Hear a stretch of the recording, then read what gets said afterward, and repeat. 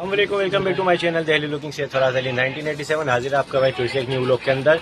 तो आज जो जिस तरह से वक्फ के अंदर बिल वगैरह का चल रहा है तो पूरा खुलासा आपको दिखाते हैं आगे वैसी साहब की बयानी और चलते हैं आगे और दिखाते हैं इंशाल्लाह आपको आगे का व्यू। तो वीडियो को लास्ट तक फुल वॉच करें ताकि कुछ मेन इन्फॉर्मेशन आपकी ना रह जाए। तो पूरी नॉलेज आपको होनी चाहिए कि बिल जो है वो किस वजह से चल रही है और किस पर्पज़ से चल रही है। तो मिलते हैं इंशाल्लाह आपको आगे।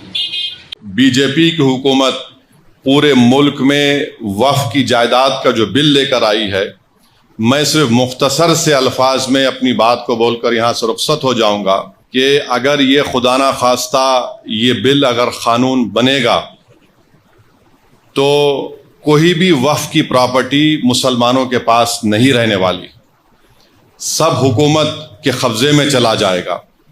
और जिस मंसूबाबंद तरीके से नरेंद्र मोदी की हुकूमत ने अपनी नफरत को इस कानून में जो शक्ल दी है कि मिसाल के तौर पर वे कहते हैं कि वक्फ बाय यूज़र ख़त्म कर दिया जाएगा। अब वक्फ बाय यूज़र अगर ख़त्म होगा तो सबसे पहले निशाने पर है हर मसलक का मदरसा। मदरसा किसी की ज़ाती मिल्कियत नहीं होती है, तो हर मसलक का मदरसा इनके निशाने पर है। बोलेंगे नहीं, अब वक्फ बाय यूज़र का कानून सेक्शन 3 को हमने ख़त्म कर दिया, अब हम तय करेंगे कि कौन उसका मालिक है। दूसरा, हैदराबाद की मक्का मस्जिद है, कानून ये बोल रहा है कि रजिस्टर्ड डीड लेकर आओ आप। तेलंगाना में 33,000 के करीब वक्फ की जायदाद रजिस्टर्ड है। 90% उन जायदादों के पास कोई रजिस्टर्ड डीड ही नहीं है, कोई रजिस्टर्ड डीड नहीं है। तो हुकूमत बोलेंगी देखिए अब आपके पास रजिस्टर्ड डीड नहीं है, वक्फ बाय यूज़र ख़त्म हो गया, अब हम इस पर कब्जा कर लेंगे। खबरस्तान है, खबरस्तान के कोई कागज़ नहीं है। खानखाएँ हैं, कोई कागज़ नहीं है। दरगाहें हैं, कोई कागज़ नहीं है। क्या है? वक्फ बाय यूज़र है। अगर वक्फ बाय यूज़र चला जाएगा तो ये सब ख़त्म हो जाएंगे। और ना सिर्फ ये ख़त्म हो जाएंगे बल्कि खुदा ना खास्ता जितनी मस्जिद की कमेटियाँ हैं उसमें भी वो लोग बोलेंगे कि हम बीजेपी के लोगों को कमेटी का मेंबर बनाएंगे। आप नमाज पढ़िए, इससे आपको क्या करना है। और ये बिल में यहां तक लिखा गया है कि इस अगर वो कानून बनेगा तो उसके रूल्स भी नरेंद्र मोदी दिल्ली में बैठ के बनाएंगे। उस बिल में यह भी लिखा गया कि अगर वक्फ बोर्ड किसी के खिलाफ एक्शन लेना है तो नरेंद्र मोदी से पूछना पड़ेगा। उस बिल में यह भी लिखा गया है कि सेंट्रल वक्फ काउंसिल में सिर्फ एक मिनिस्टर को छोड़कर, वजारत अखिलती बहबूद के मिनिस्टर को छोड़कर सब मुसलमान मेंबर बनते हैं। अब उस बिल में कहा गया कि ये कम से कम 2 बनेंगे, 2 बनेंगे। अब हुकूमत 7 भी बना सकती। रियासती वक्फ बोर्ड में तमाम मेंबर मुसलमान होते हैं, तो नरेंद्र मोदी ने कह दिया कि नहीं, सिर्फ मुतवल्ली कैटेगरी के और म्युनिसिपल कॉरपोरेशन के जो पंचायत के लोग जीतते हैं 3 या 4 बनेंगे, माबाकी तमाम के तमाम हम किसी गैर मुस्लिम को बनाएंगे। रियासती वक्फ बोर्ड में इलेक्शन होता था मुतवल्ली कैटेगरी का, बार काउंसिल के कैटेगरी का, एमएलए कैटेगरी का, एमपी कैटेगरी का, सब खत्म। हुकूमत उनको नामजद करेगी।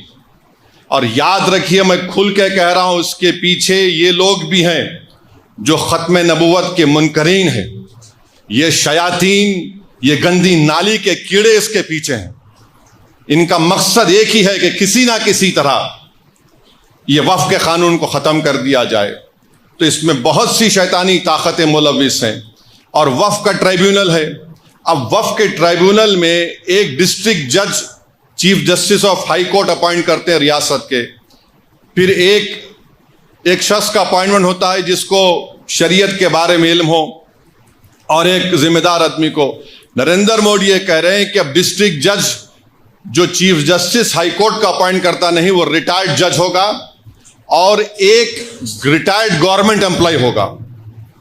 मेरा जो मुशाहिदा है, जितने गवर्नमेंट के इस तरह के इंक्वायरी कमिटीज बनते हैं जिसमें रिटायर्ड जज होते हैं, एक रिटायर्ड गवर्नमेंट का सर्वेंट होता है। मिसाल के तौर पर बरसों पहले मुफ्ती गयास को मालूम होगा, 1996 में तालाब कट्टे में एक फायरिंग हुई थी जिसमें एक मासूम औरत फर्स्ट फ्लोर पे थी, शहीद हो गई थी। वो कमेटी में कह दिया गया कि पुलिस ने अपनी जान बचाने के लिए फायरिंग की, रिपोर्ट है, शायद कुछ नाम है कमेटी का। फिर मक्का मस्जिद की रिपोर्ट है, वो आज तक नहीं निकली। हैरत की बात यह है कि कलेक्टर को यह पावर दिया गया कि यह कानून बनने के बाद जितनी भी वक्फ की प्रॉपर्टी है, अगर कोई शैतान जाके बोलेगा कि नहीं वक्फ की नहीं है, गवर्नमेंट की है, तो कलेक्टर इंक्वायरी का ऑर्डर करेगा। और कलेक्टर इंक्वायरी जब ऑर्डर करेगा तो कलेक्टर ये कहेगा कि ता वक्त इंक्वायरी मुकम्मल नहीं होती ये वक्फ की प्रॉपर्टी नहीं रहेगी। अब कलेक्टर साहब बरसों इंक्वायरी करते रहेंगे, आपकी तो प्रॉपर्टी छीन ली गई।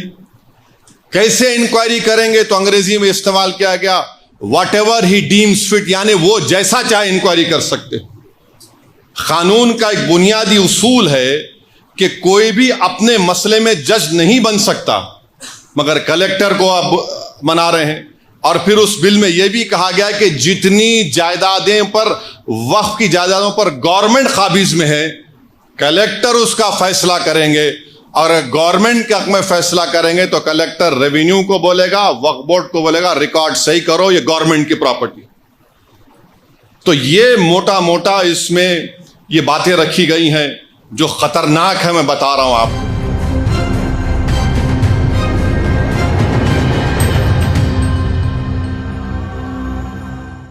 जैसा कि आप देख सकते हैं, शबाना बाजी इस टाइम चांदनी महल इलाके में हैं और घर घर जाके लोगों को जागरूक कर रही हैं। और स्कैनर जो ये वक्फ बोर्ड की तरफ से आया हुआ है, इस पे हम लोग वोटिंग कर रहे हैं, जैसा कि आप देख सकते हैं।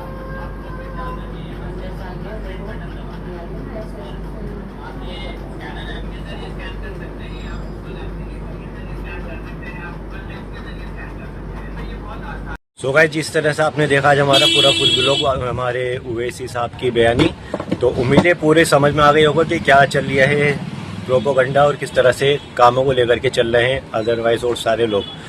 तो इस वीडियो को ज़्यादा से ज़्यादा शेयर करें, सब्सक्राइब करें, न्यू है तो बेल के आइकन को प्रेस करें ताकि हर लेटेस्ट वीडियो आपके पास फौरी तौर पे पहुंच सके। और ज़्यादा से ज़्यादा वोटिंग करें, कुछ ही लम्हात रह गए हैं वोटिंग के अंदर। तो अल्लाह रब्बुल इज़्ज़त की ज़ात से उम्मीद है कि इंशाल्लाह जो होगा हक़ में हमारे सबके बेहतरी होगा। और बस यही कहूँगा लास्ट के अंदर कि अपनी खास दुआ में सबको याद रखें और असल अल्लाह से दुआ करें, नमाज़ पढ़ें और करने वाली ज़ात अल्लाह रब्बुल इज़्ज़त की है। तो बस उसी से मांगे कि जो वक्त चल लिया है अल्लाह पाक साथ खैरियत से इसको निकलवाए और जीत का जाम सबको दिखाए और सबको पिलाए। तो मिलते हैं इंशाल्लाह बहुत ही जल्द इसी तरह की इंफॉर्मेटिव वीडियो के साथ न्यू ब्लॉग में। तब तक के लिए गुड बाय, अल्लाह हाफिज़ एंड जय हिंद।